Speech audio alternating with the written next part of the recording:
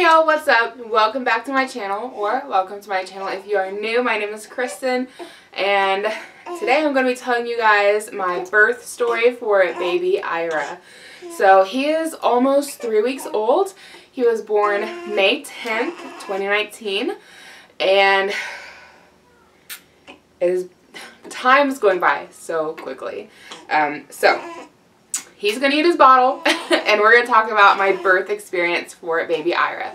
So if you're new here, I am also the mom of an almost 3-year-old little boy, and I also have a birth experience for him as well, for that particular pregnancy, my first pregnancy.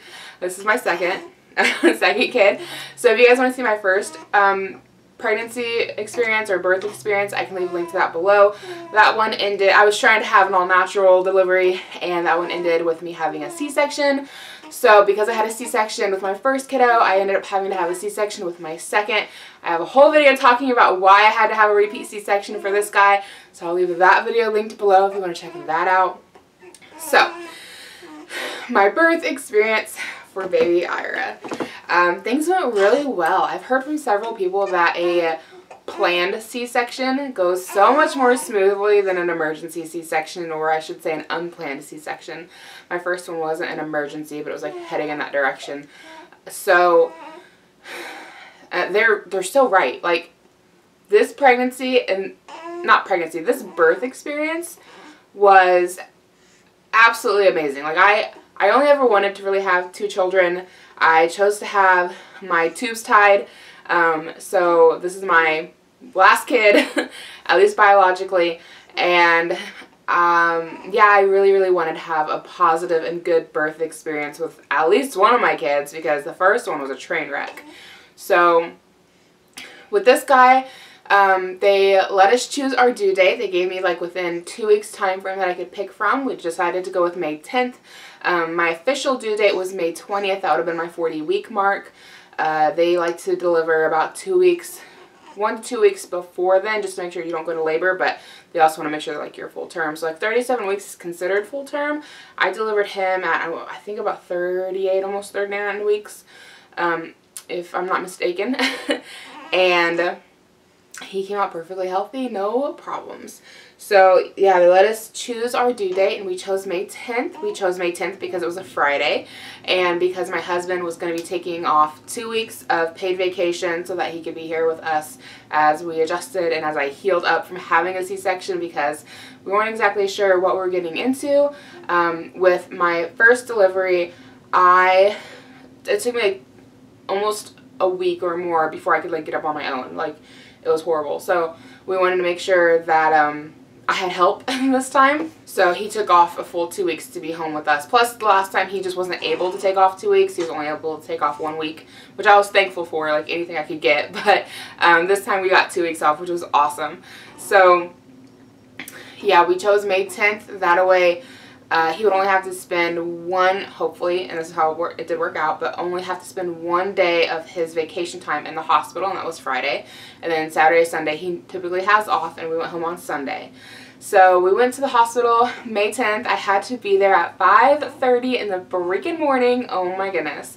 I was the only C-section that day, and so we had the first time slot, pretty much. So we went in at 10:30 in the morning. Not 10:30, 5:30 in the morning. We actually got there really early because they were very, like, my last OBG or OB appointment, however you want to say that, my last pregnancy appointment, they were very, like, how do I want to say this? Mom brain, I can't think. I'm going to go with the word specific, but I don't think that's quite right. But they were very much like, make sure you're in the maternity ward by 5:30, and we hadn't been to the maternity ward in like 3 years when we had our last kid, so I couldn't remember exactly where it was, and neither could my husband. We knew we had to come in through the ER. We knew it was on the 2nd floor, and the only reason we had to come in through the ER is because we had to go in so early that none of the other doors would be open, so we had to go in through the ER, and then they called a nurse down from the from the birthing center to come and get us. But we wanted to make sure we had enough time to get to the birthing center. So we showed up at the hospital at 5.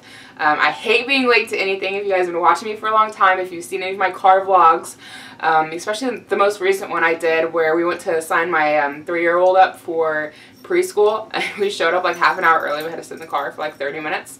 That was fun to do with a toddler. I hate being late to things. So we got at the hospital at like 5 in the morning just to make sure we got there on time, because I was like, you know, I'm not missing my surgery. You're taking this baby out. I am done being pregnant.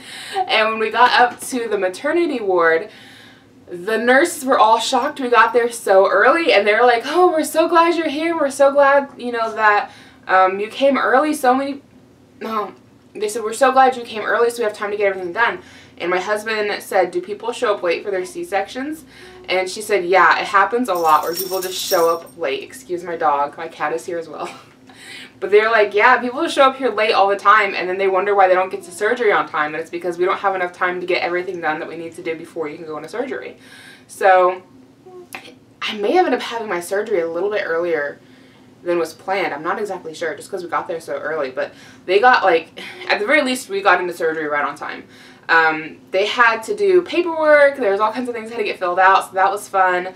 They made me get, I think it's so, I mean, I get they do it for your modesty, but they made me get into a hospital gown. They made me get into a bed, and then they went and like pulled the hospital gown up to my boobs, like, I mean, like right under my boobs, so that they could put like a monitor on baby and everything. And I was like, why didn't you just strip me naked and put me in the bed? Like, what's the point of this hospital gown? But they have to put monitors on my belly so they can monitor the baby. It's just part of the process. And then they put, I can't, they did give me a catheter, but I can't remember if they cathed me before surgery or if they did it, well, obviously they did it before surgery, but I can't remember if they did it in that room or if they did it once I got into the surgery room and they did it after I was numbed up. I can't remember. But mostly what happened during that time frame was paperwork. They tried to set me up with an IV, and the IV was no fun, you guys. Like, a lot of you know that I donate plasma, and I hate to say it like this because all the nurses at the hospital were so nice and so kind, but in my experience and what I've noticed, like, the phlebotomists at the hospital suck at needles compared to the phlebotomists at, like, the plasma center. And I don't know why. But like, anytime I've had to have blood drawn or anything like that, since I started donating plasma, like, even when they're sticking me in the same area of my arm where I donate from, like, it hurts. And I go donate plasma and I don't feel anything. Like, those people, and they get my vein every time, and like, I don't know. Anyways, they didn't have to stick it in my arm, unfortunately. I guess, I don't know. I prefer having the needle stuck in the crook of my arm than I do in my hand. But that's just how they do things. They want to stick the needle in your hand. And because I had to have, sorry if I'm rocking, I'm holding my baby. I know that might be a little distracting. But because I had to have surgery, I wasn't allowed to eat or drink anything after midnight. And I went to bed well before midnight. So I guess I was probably a little bit dehydrated by that point. And when they went to go find my veins, they're having a really hard time finding them in my hands. They're having a hard time getting the needle in, like into a vein. They kept rolling around. They stuck me once on my right hand and twice on my left hand, and I think it was one of the veins in my left hand blew out, and that was so painful. That hurt so bad. They kept digging around, and they'd be like, we have to try another vein, and I was like, you can stick my husband, okay? He can go do the, go get him. This is his turn. I'm done. I was trying to joke with the nurse. She didn't seem to really get it. The other nurse in there was like kind of explaining my joke to her, so I guess it was a bad joke. But birthing babies isn't fun, whether it's C-section or natural. It's just not a fun experience all the way around. So they did finally get my vein, and they got everything taken care of with that, which, that burnt. Like, once they finally got it in the right spot, my hand just burnt. And I think it's because the same hand that they ended up finding a vein that they could use was the same hand that they blew a different vein out. And so I think I was just hurting from getting stuck in two different places and having a blown vein. But it hurt for a couple days. Like, it wasn't fun. At least 24 hours. I don't know that a couple days is, I don't know that it hurt for a couple days. But for a good day, it hurt. So after all of that, they made me take this disgusting drink. it was like a little shot of something, and it's supposed to like neutralize your stomach acid. That way you don't throw up during surgery. I'll tell you what, that stuff did not work at all. It tasted like vomit, but with a hint of orange. And that was rough to keep down, and they wouldn't allow me anything to drink to wash the taste out of my mouth. So that was no fun. Almost immediately after they had me take that disgusting drink, they wheeled me, no, they didn't wheel me, they had me walk. They walked me on down to the surgery room. I don't know what you want to call that. My brain doesn't work anymore. The surgery room? I don't know. Operating room? That's probably the right term. They walked me down there. Yeah, so they didn't cath me at first. They cathed me after I was already numbed up. So they walked me down to the operating room, which happened to literally be down the hall. They had me get on this like tiny little slab. And then my anesthesiologist, who I was able to request, started trying to numb up my spine. And I will say that I got the wrong anesthesiologist. During my first birth experience, I did try to go all natural. I ended up opting for the epidural, and the lady who did my epidural is the same lady who got requested in to do my spinal for my C-section this time, and I was trying to request the man who did my spinal for my C-section with my first pregnancy, just because he had a really calming like demeanor. He was really nice, and I have issues with my spine, as a lot of you guys know. I've got arthritis in my spine. I've got an old spinal fracture that happens to be right in the same spot where they need to stick a needle for an epidural or my spinal. So, nothing against the lady who did my epidural the first time, but the epidural did not take correctly. It was a nightmare in my opinion. She had to stick me several times, and again, nothing against her, but like just because the epidural itself was such a horrible experience, like I didn't want her again, and I ended up getting her because I guess there was a mix-up when I requested my anesthesiologist. My doctor put in the request for the woman instead of the man, which ended up being fine because my dog again, because she was really sweet, very calming in the C-section room. She did a fabulous job, so I'm not complaining that I got her at all. She did a great job this time. She still had a hard time finding the right spot to stick me. Getting the spinal was not fun at all. At least this time we knew that I had the arthritis and I had the fracture in my spine. The fracture I have is like an old like bone splinter, whatever you want to call it. Like I got a piece of one of my discs splintered. So there's like a little chunk of bone floating around back there. And that's like an old injury from high school. I remember when the injury happened, but I never went to the doctor for it, not like I should have. And I didn't end up getting x-rays until after I had my first son because my back just like would not stop hurting, and I had x-rays, and then we found all of that out. So at least this go around we knew that I had the arthritis, we knew that I had the spinal fracture, and so I think that made things a little bit easier. But she had to take her knuckles and rub it like up my spine, like right in that area was, trying to feel for, I think, where that spinal fracture was. Because like I said, it's not like a normal fracture where you have like a crack in your bone. It's like a hunk of my bone like splintered off and it's like hanging out back there. So I think she was feeling around for that. And it hurt so bad having her knuckles dug into my spine. She finally found a place to stick me, and it was not taking correctly. The whole thing just, like, they numbed me. They gave me some numbing shots so that I wasn't supposed to, like, feel anything, but I could still feel it. It was kind of weird because I couldn't feel the initial needle going in, like, the top layer of my skin, but, like, I could feel the needle in my spine. So, I just felt like they were digging around in my, it was horrible. Felt like they were digging around in my spine. So, at one point, she's trying to find the right spot. It catches one of my nerves, and it felt like a lightning bolt. It hurt so bad. It shot it all the way from my spine down to my toe on my left leg. And I yelled out, "Mother effer." Like, I know I have a sailor's mouth, and I've really been trying to work on that. But I've always been one that's in, like, a professional setting to, like, watch myself. Like, I don't want to, you know, be cussing and stuff in a professional setting. And especially when, like, you know, like the doctor or the dentist, and these people are like trying to take care of you, and like your health is in their hands. Like, I don't want to be rude to these people, you know? It's kind of like pissing off the fry cook at a restaurant. Like, you don't want them spitting in your sandwich. So I always try to be really, really nice, and like, I don't want to cuss at people who are, you know, taking care of my medical needs. But that hurt so bad. I couldn't, there was no thinking. It was just, motherfucker. It hurt so bad. And the whole time that she was digging around in my back, the nurse who was like in front of me, like when you have your spinal done, you'll have a nurse that like stands in front of you, and they give you a pillow to hunch over, and then the nurse stands in front of you and kind of like helps support you and like remind you to like breathe and to like bend over as far as you can, which is very hard to do when you have a giant pregnant belly. And she kept telling me, you know, describe what it feels like. What do you feel like? Describe it. Because I just kept grunting in pain because it hurt. And she kept saying, use your words, use your words. I'm like, there are no words for this. Like, there's not much for me to be, there's not much to say. It hurts. You know, do you want me to just keep saying that? Because I think it hurts and it's kind of like the same thing. Like, it hurts. There's not much to be said here. Again, it wasn't rude to her or anything. I tried to use my words instead of grunting, but I kind of felt like using my words wasn't really, you know, any more helpful than grunting. But I definitely used my words when they shot that nerve down my toes.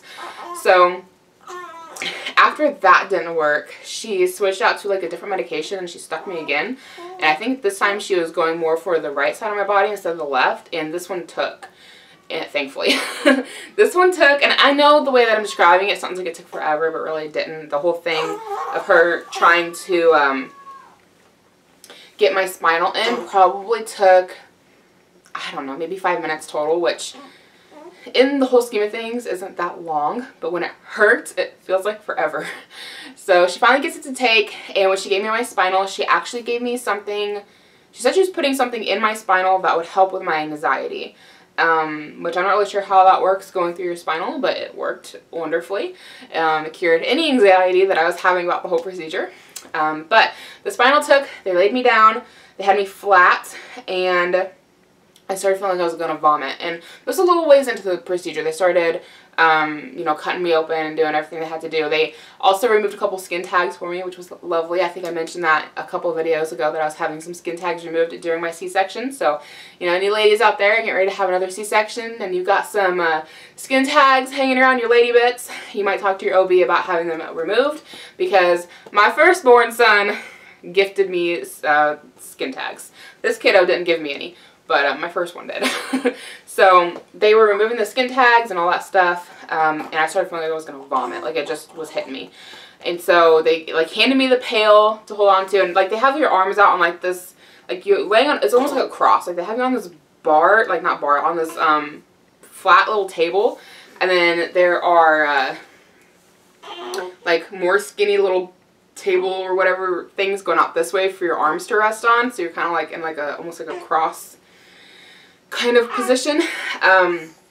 So they just hand it to me, and I'm like holding it right here, and they're like, just turn your head and vomit if you have to. And I'm like, oh, great, because that's what I want to do while you're cutting open my insides. The anesthesiologist gave me like 2 shots in my shoulder to help with the nausea, which worked really well. And she lifted me up a little bit. I guess the table was like hydraulic or something, I don't know, but like they like pushed the button and raised me slightly, and that helped with me wanting to vomit. Like, I swear that drink they gave me did nothing. It did nothing. Just raising me up a little bit helped. And she said that sometimes when you get laid that flat and you're that pregnant and they're like cutting you open, like it can put pressure on your lungs and everything and make you want to vomit. And so just easing me up a little bit got the pressure off my lungs, and the feeling of needing to vomit went away, thankfully. So they started the procedure. The little guy was still breech. They had, I guess he was, he had 1 foot down by my cervix, and he had the other foot up by his face.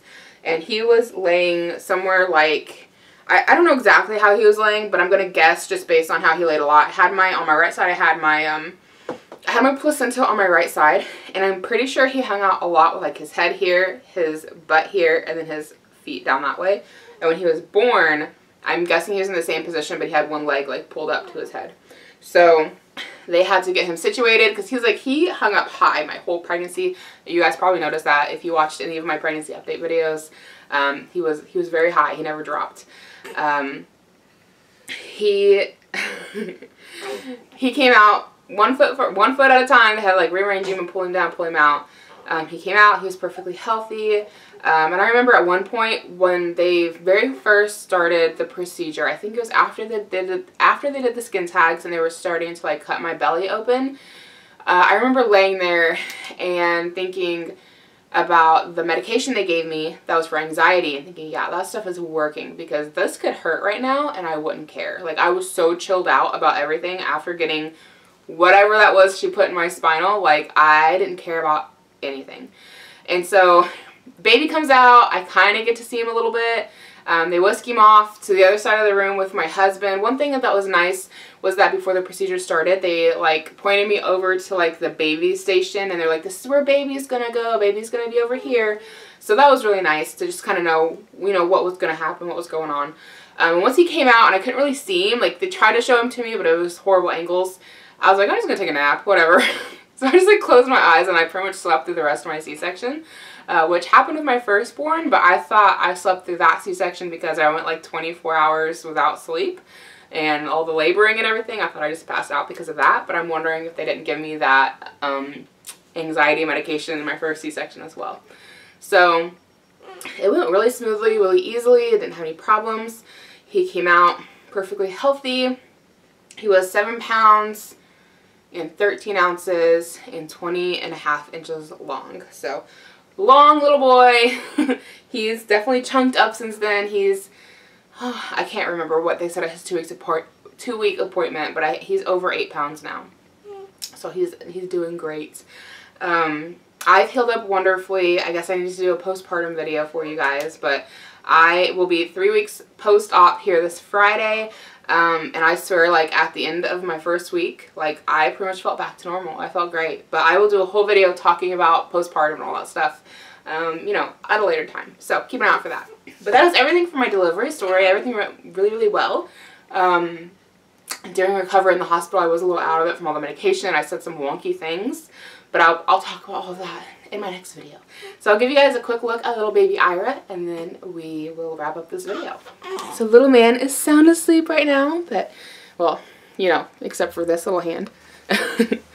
But, let's see.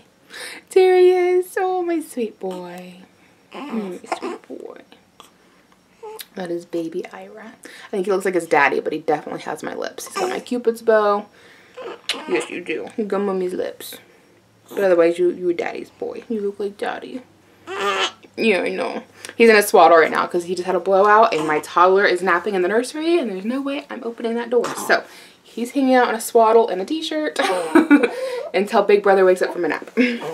So that is everything for this video. I really hope you guys did enjoy. Thank you so much for watching, and to all of my regular subscribers, thank you so much for giving me the time I needed away from YouTube to adjust to being a mom of 2 little boys and to just enjoy my family for the first couple of weeks of it just being us. So thank you for, you know, being okay with my absence here on YouTube and not getting back to comments.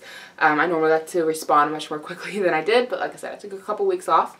So just thank you for being okay with me doing that. But yeah, that is everything for this video. I really hope you guys did enjoy. I hope to catch you in my next one.